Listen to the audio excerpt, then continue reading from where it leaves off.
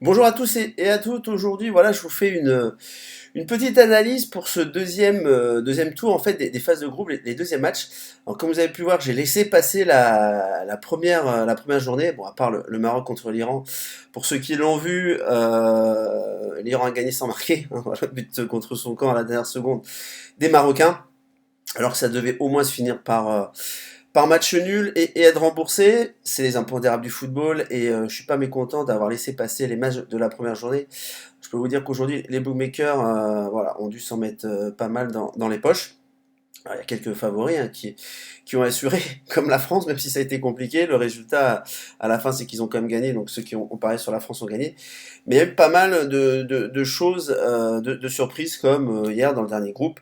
La victoire en fait des deux outsiders du groupe, le Japon et le Sénégal, je dis ça par rapport et au vu de la cotation des bookmakers qui donnait la Colombie et la Pologne favoris de ce groupe-là. Donc aujourd'hui on part sur Uruguay, Arabie Saoudite. Alors je vous dis tout de suite, ce sera pour recombiner, d'accord? Si ce pari passe, ce sera pour recombiner après. Voilà, je le fais de temps en temps. Sur quand une journée, voilà, il n'y a pas grand-chose qui me plaît. Alors vous allez voir, la cote, elle n'est pas forcément énorme. Moi, comme je vous dis, je joue pas forcément par rapport à une grosse cote. Je joue par rapport à une value que je semble avoir détectée. Donc, malgré qu'il y ait beaucoup de surprises à la Coupe du Monde, je pense que voilà, avec les deuxièmes matchs de poule, ça va rentrer un petit peu dans l'ordre. On a pu jauger aussi la valeur des équipes. Uruguay, Arabie Saoudite, pourquoi j'ai demandé dévolu sur ce match-là? Donc, la Russie est première du groupe. Elle a pas mal cartonné en plus. Elle a mis 5-0 à l'Arabie Saoudite, 3-1 à l'Égypte. Un peu à ma grande surprise, mais bon, voilà, avec les Russes, je me méfie, je me méfie toujours, et c'est en train de se confirmer. Donc l'Uruguay, s'ils veulent finir pardon, premier du groupe, ils vont devoir gagner ce match-là. Je pense qu'ils vont le faire. Alors après, de combien de buts? Pour eux, faudrait, pour attraper les Russes et pour passer devant, il faudrait qu'ils gagnent 6 de 6 buts d'écart, 6-0, voilà, pour passer devant. Un simple nul suffirait au dernier match contre les Russes pour qu'ils soient premiers. Mais on n'est pas encore arrivé là, il faut déjà battre l'Arabie Saoudite, ce que je pense qu'ils vont faire. Alors, pourquoi? Voilà, donc le match, il a lieu à 17h. Donc voilà un petit peu les derniers résultats des équipes, que ce soit l'Uruguay et l'Arabie Saoudite. Bon, l'Uruguay en gagné difficilement contre l'Égypte. Voilà, ça a été un match, on va dire, assez, pas fermé, mais bon, voilà, ça a été assez compliqué pour les Uruguayens de gagner ce match-là malgré leur domination. Alors Suarez, il a été un peu transparent, je pense qu'il va vouloir, là, il va vouloir se montrer, parce que la presse n'a pas forcément été tendre avec lui. Betancourt a fait un super match et je pense qu'il va le refaire. La défense est costaud. Godin Jiménez. Jiménez, c'est lui qui a marqué. Voilà, il y a un petit doute sur Dor Escatea. Bon, on va voir s'il est là, mais de toute façon, il y a un petit peu de monde aussi sur le banc. Donc voilà, l'Uruguay ne présente plus Cavani Suarez. Je pense qu'elle va faire ce duo va faire très très mal à la défense centrale de l'Arabie Saoudite. Alors, l'Arabie Saoudite m'a beaucoup déçu contre la Russie. Je pense que par rapport à tous les observateurs, ça a été quand même assez compliqué. Ok, bon, ils ont eu le ballon, mais c'est surtout parce que les Russes leur donnaient un petit peu enfin leur laisser la possession de balle pour derrière faire ce qu'ils ont fait. Voilà, 7 tirs cadrés à 0. L'Arabie Saoudite n'a même pas tiré une fois dans le cadre. C'est pour dire, il y aura pas mal de chamboulements. Le goal va être changé. Alors, ça va être un goal qui n'a aucune expérience internationale qui va être dans les buts. C'est pour vous dire, voilà, il y a le président de la fédération d'Arabie Saoudite qui a tapé du poing sur la table. Mais je suis pas sûr que c'est beaucoup d'impact. Alors, l'Arabie Saoudite, voilà, vaut mieux que ce 5-0, je pense. Mais par rapport à l'Uruguay, pardon, ça reste quand même un cran en dessous. Et puis les Uruguayens, là, n'ont pas le choix. Faut absolument gagner. Alors, vu les surprises de cette Coupe du Monde, beaucoup les voient gagner de 2-3 buts d'écart. Oui, pourquoi pas. Mais il y a un moment donné, il faut aussi placer des sécurités. Et puis si on voit une value, là par exemple, moi je vais aller sur la victoire sèche de l'Uruguay. Alors vous allez dire, ces petits bras, ok, comme on veut, mais bon, à un moment donné, comme je vous dis, c'est pas par rapport comment j'allais dire, à la grandeur de la cote. Là par exemple, là je parle pour ceux qui sont les francophones en France, vous avez du 1,25 chez Betstar.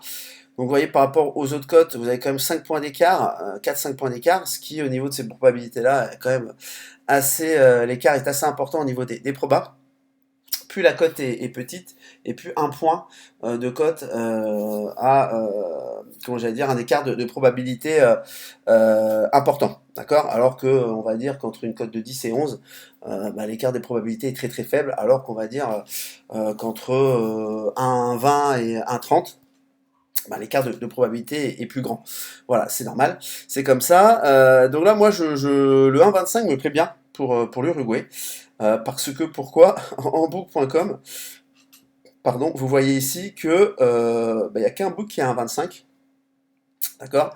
Mais généralement, les books, on va dire, qui ont un petit peu pignon sur rue et qui sont un petit peu plus sérieux, comme Bet365 et Betfair pour ceux qui connaissent, sont 1,20. Donc moi, j'estime que 1,25 c'est value pour l'Uruguay. Et comme je vous ai dit, si vous prenez tout le temps des values, et ben sur le long terme, vous gagnerez. Donc moi, je prends l'Uruguay à 25 que je recombinerai soit la journée, soit demain, soit après-demain. Voilà, j'ai un ou deux matchs qui m'intéressent. Je vais voir qu'est-ce que je vais prendre. Mais voilà, pourquoi? Parce que là, dans mon scénario de match, je vois absolument pas l'Uruguay perdre ce match. Bon, bien sûr, sauf impondérable, s'ils prennent deux rouges au bout de 10 minutes, s'ils loupent deux pénaux, enfin d'accord, là, il y a pas de souci, un peu comme le Maroc qui marque contre son camp. Mais, ou par exemple, ceux qui hier, beaucoup avaient sûrement joué la Colombie vainqueur contre le Japon, vous prenez un carton rouge au bout de 5 minutes. Et bah forcément, le match, il change tout à fait de physionomie, mais bon, là, vous y pouvez rien, malheureusement. Mais sur le long terme, voilà, les impondérables aussi, ça joue en votre faveur. Comme voilà, un péno qui devait être sifflé, qui sera pas sifflé, ben voilà, peut-être que là, ça vous sauvera votre pari. Donc on part sur l'Uruguay à 25. Alors voilà, tous ceux qui, ça sert à rien de dire dans les commentaires, ouais, la cote est trop petite, c'est nul et tout. Voilà, vous faites ce que vous voulez, je vous force à rien. Mais en tout cas, pour moi, c'est value à 1,25 par rapport aux gros books, on va dire, étrangers, où la majorité des gros books donnent plutôt 1,20. Donc pour moi, 1,25, c'est value sur l'Uruguay. Et je les vois pas, voilà, je les vois pas ne pas gagner ce match. Alors après, est-ce qu'ils vont leur en coller 1, 2, 3, 4, 5, 6?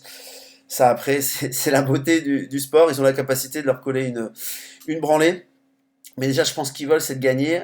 Plus ils vont marquer tôt, plus ça va créer des espaces. Parce que quoi qu'il arrive, l'Arabie Saoudite, là, est obligée de faire de faire un résultat, elle est obligée de gagner, donc le jeu va aussi s'ouvrir, voilà, et donner des espaces aux Uruguayens, et ils adorent les espaces parce que c'est pas forcément une équipe, eux, qui va créer le jeu, c'est pas forcément leur point fort. Donc voilà pour ce pari. N'hésitez pas à vous abonner à la chaîne. Voilà, je vous ferai d'autres analyses dans la semaine, voilà, sûrement demain ou après-demain pour recombiner avec ce pari-là, s'il passe bien sûr, mais il y a une forte probabilité quand même qu'il passe celui-là.